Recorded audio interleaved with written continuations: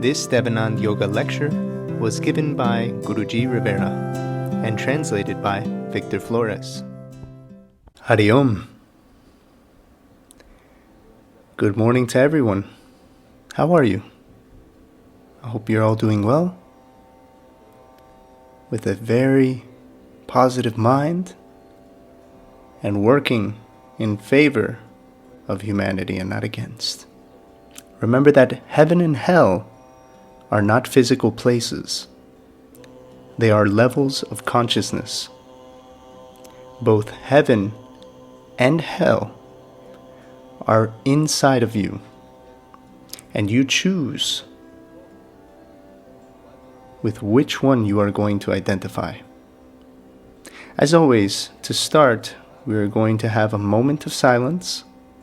So please, left hand above your right hand, placing the hands on the lap, making the back nice and straight.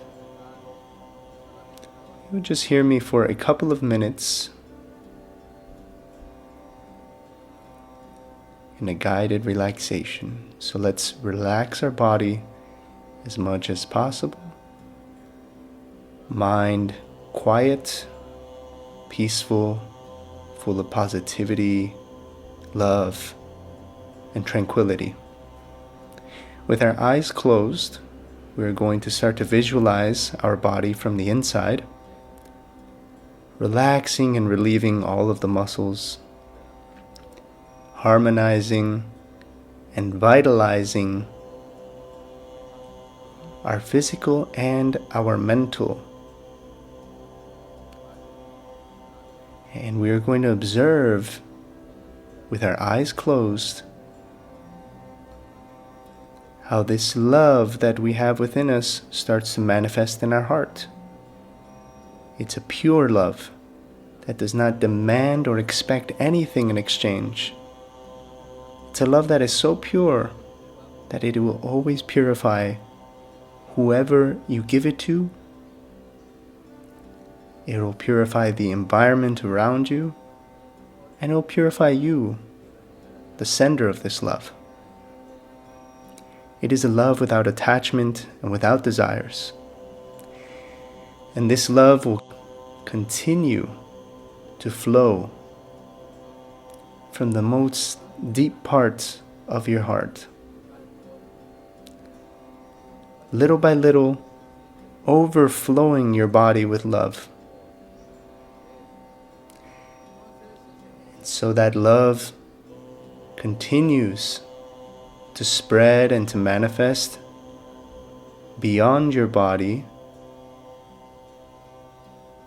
And this love touches your entire family, home, neighborhood, and eventually spreading out to your entire country. From there, that love you start to see cross borders and saturate all of the countries of the world without limits. It starts purifying the earth of so many negative things and making this planet a better place to live.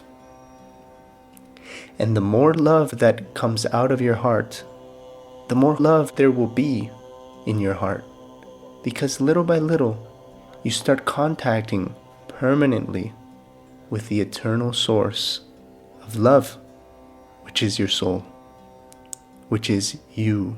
It is inside of you. From your mind to humanity.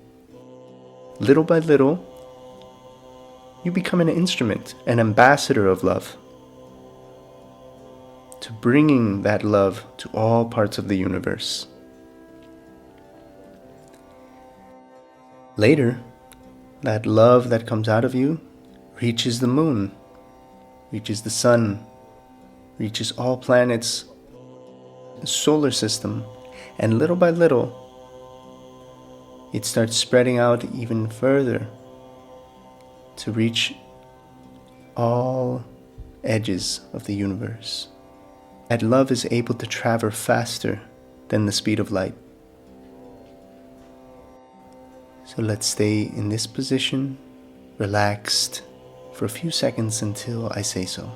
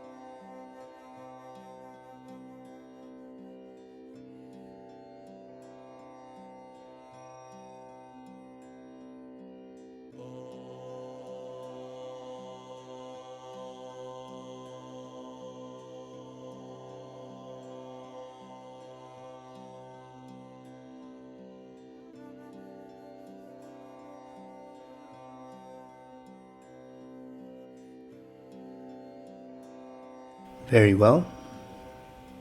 Let's open our eyes.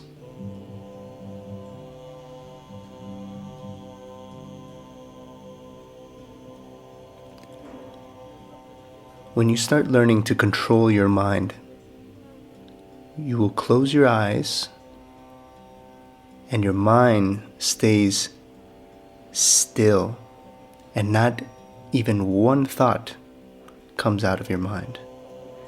They are very subtle and sublime moments. But in order to reach this state, you need to learn how to train the mind.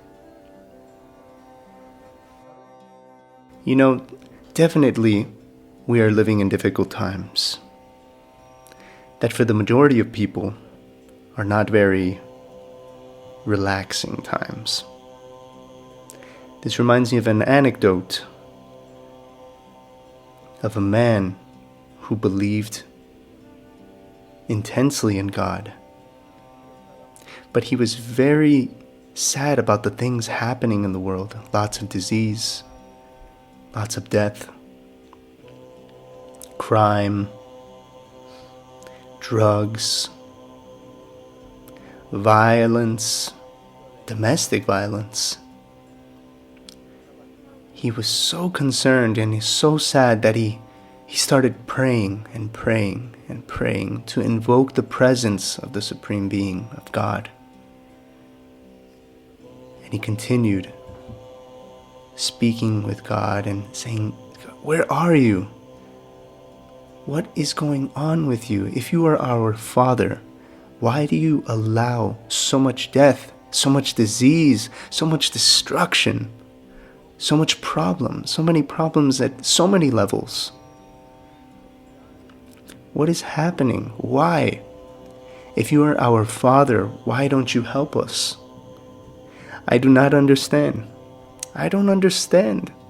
Why you're away from humanity so much? If we are your children, if we believe in you, what's happening?" The man had a very sincere heart, but he also had many questions. And he continued praying and praying and praying. And at one moment, he hears something that he thinks is the voice of God. A very calm, relaxing voice, a very subtle voice.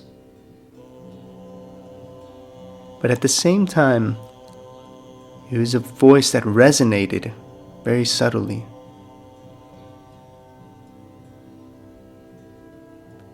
"God, what are you doing? I can't see you. The world is getting worse and worse. There are more lies. There's more desolation. There's more sadness. What are you doing, God?"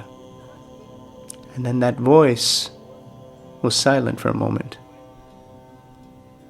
And then he said, "I am doing things. I sent you to earth. You are my instrument.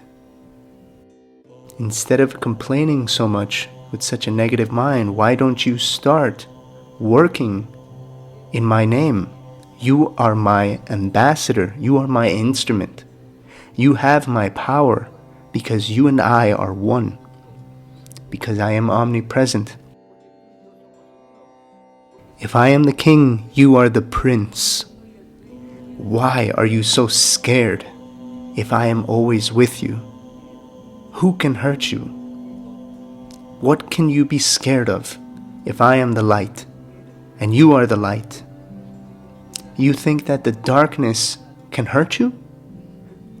Why don't you do what you need to do and you transform into a true instrument of mine to bring peace to the world, to bring positivity to the world so that your aura grows and expands and so that magnetism is able to go across the entire universe to help that this world become a better place to live in?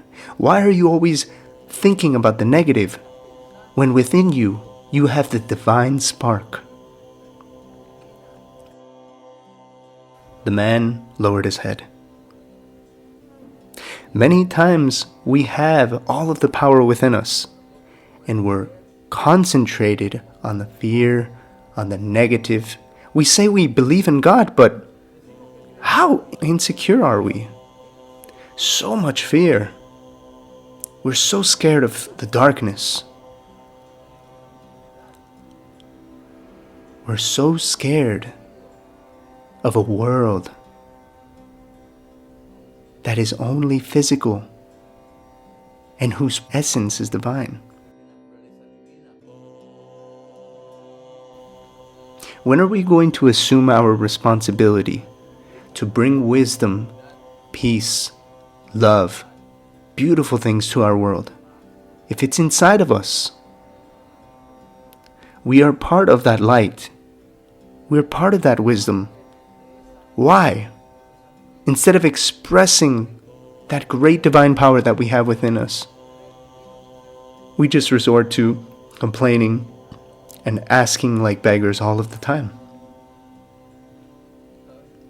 This reminds me of another anecdote of a young fish that wanted to travel. He wanted to discover things in the world. He didn't want to just be there in a little bit of water, He wanted to go to different places.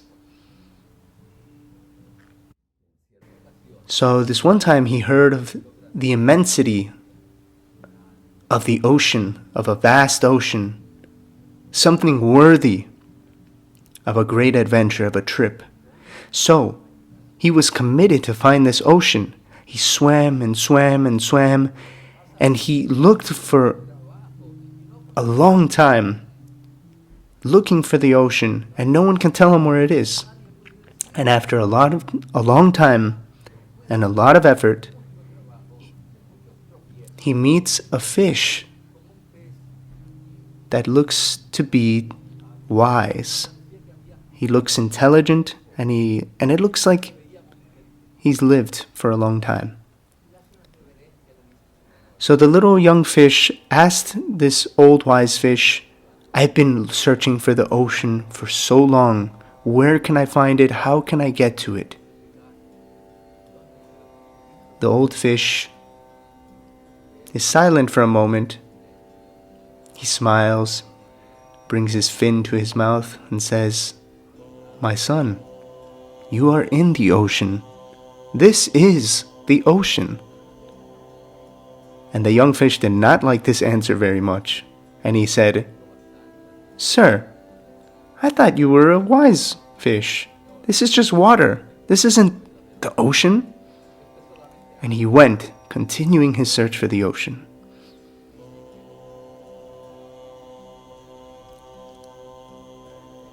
For the old fish, water is omnipresent.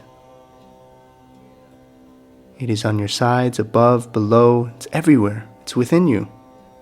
And the young fish was looking for this connection, for this ocean that he has always had, but that he has never been conscious of.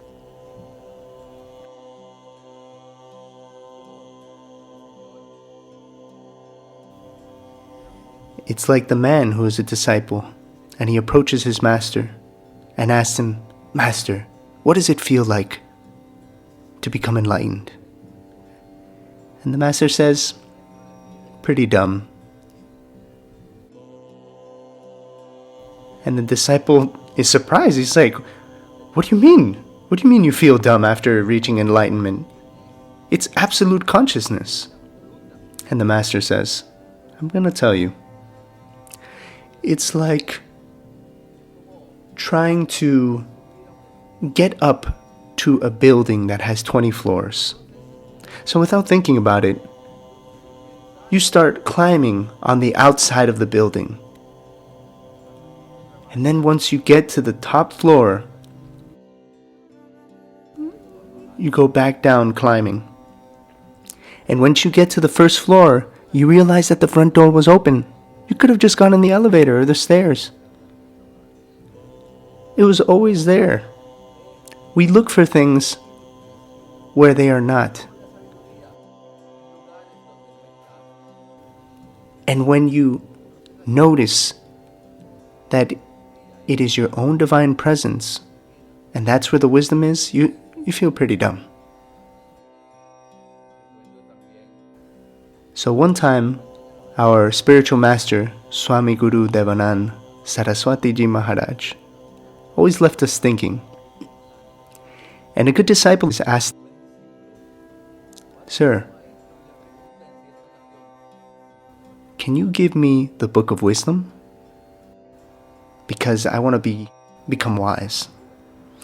The master laughs and says, Yes, come tomorrow night, I will have the book of wisdom ready for you."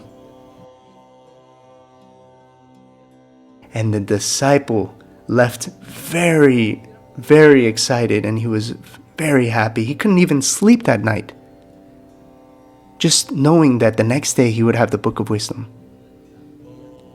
The next day, the disciple takes a shower, puts on clean clothes, and then goes and visits the master and says, "I am here for the book of wisdom." And then the master takes out a book, gives it to him, and says, "Here you go, here's your book." The disciple was extremely happy. He couldn't even reason or anything, and he took it home immediately. When he gets home, the first thing he does is open the book. And to his surprise, the first page was a mirror. The second page was a mirror. The third page was a mirror. The entire book was made of mirrors.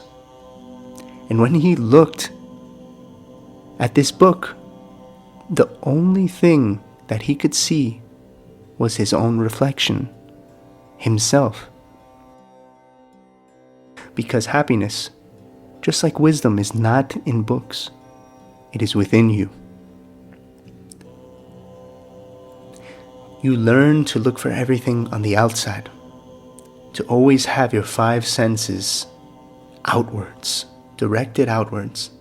And inside what? Within us, we have such a vast emptiness.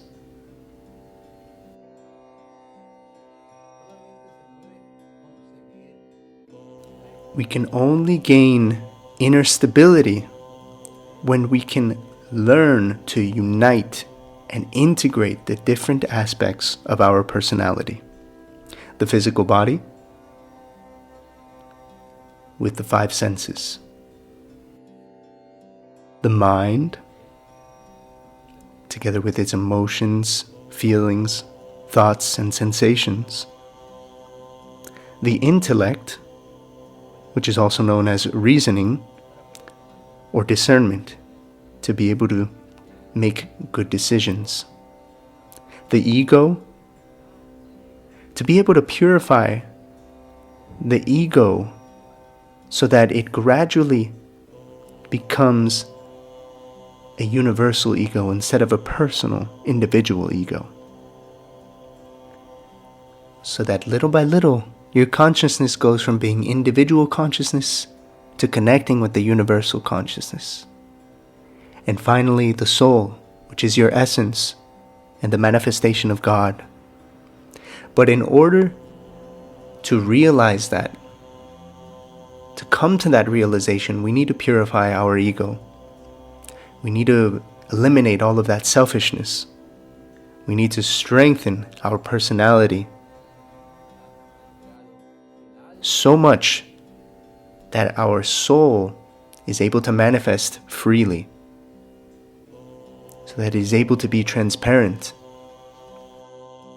Then it is when we can manifest ourselves clearly and purely through those instruments to become one with the soul. When you have the experience of growth, you will not be scared. Look at you, so large and with so much fear of a microscopic insect.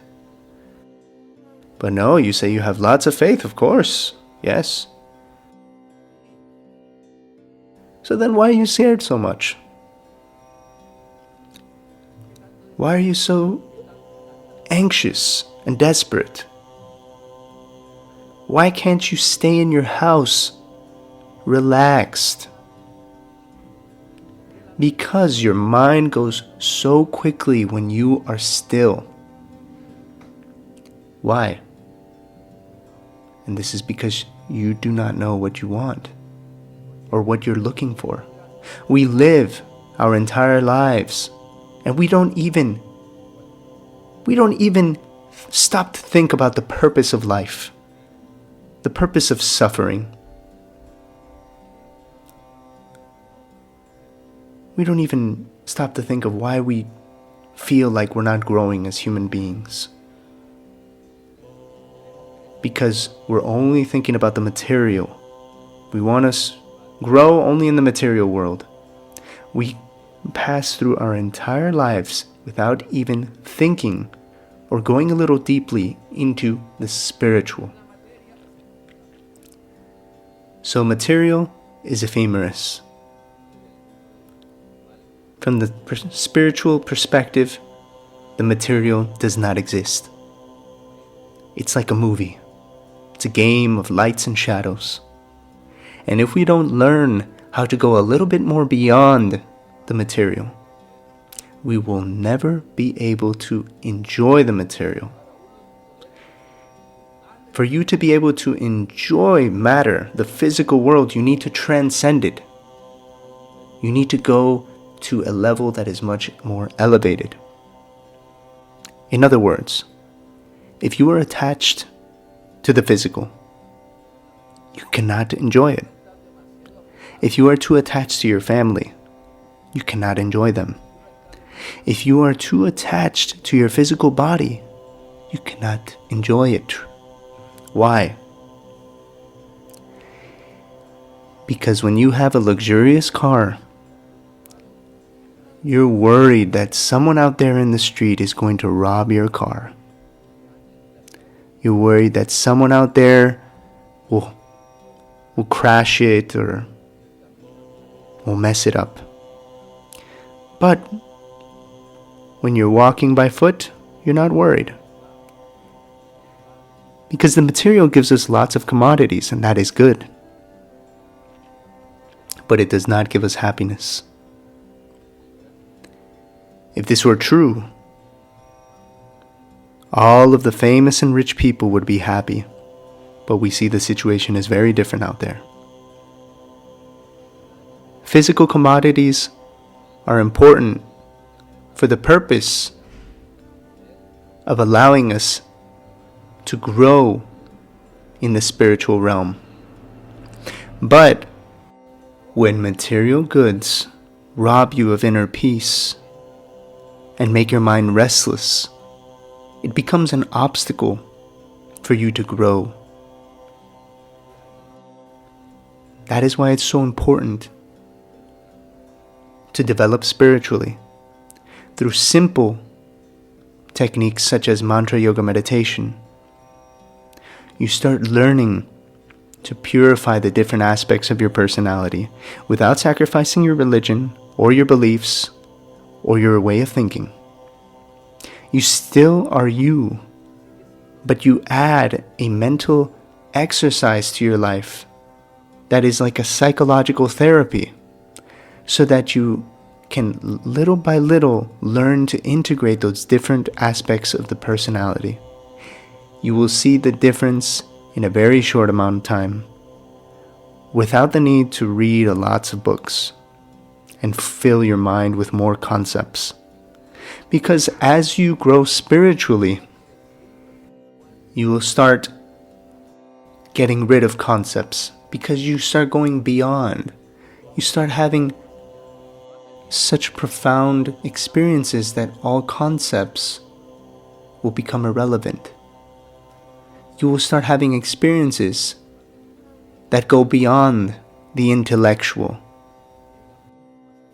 You will start to become and feel like one, just as a drop of water becomes one with the ocean.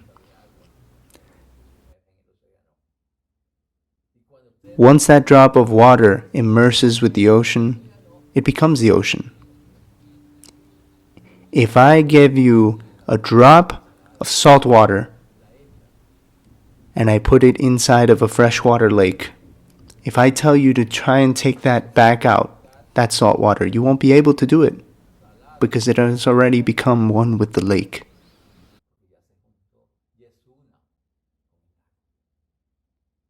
If we want to grow spiritually, we are going to need an awakening. And that awakening is called increasing our level of consciousness.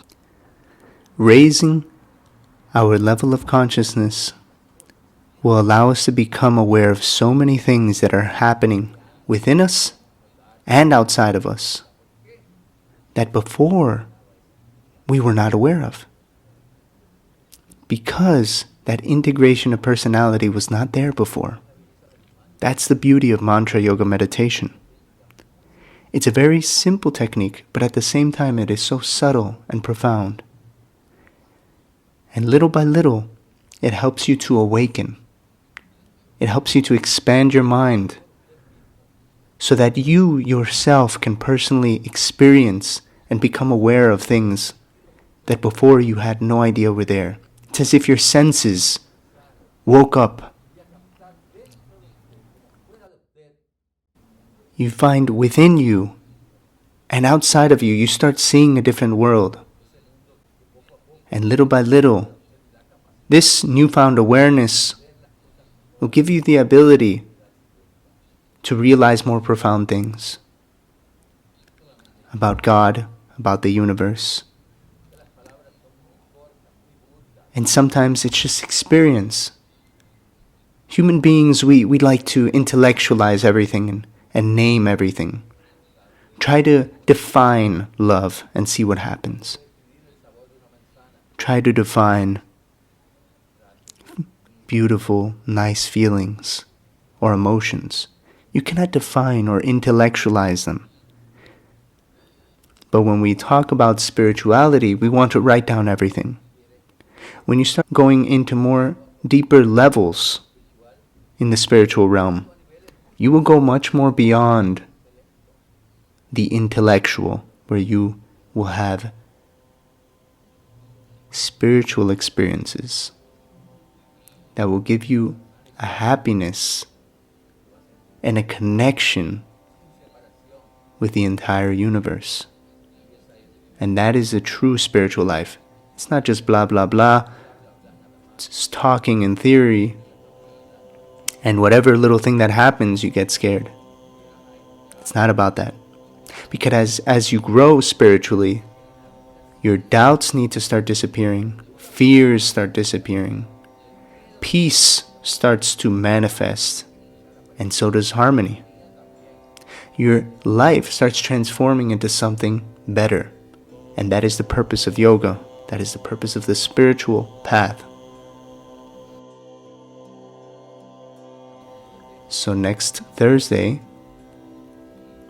we are going to be in silence, and as a result, next Thursday and Sunday there will be no lecture. We're going to be alone, and we're going to be in retreat, meditating, and that is the plan for Easter weekend.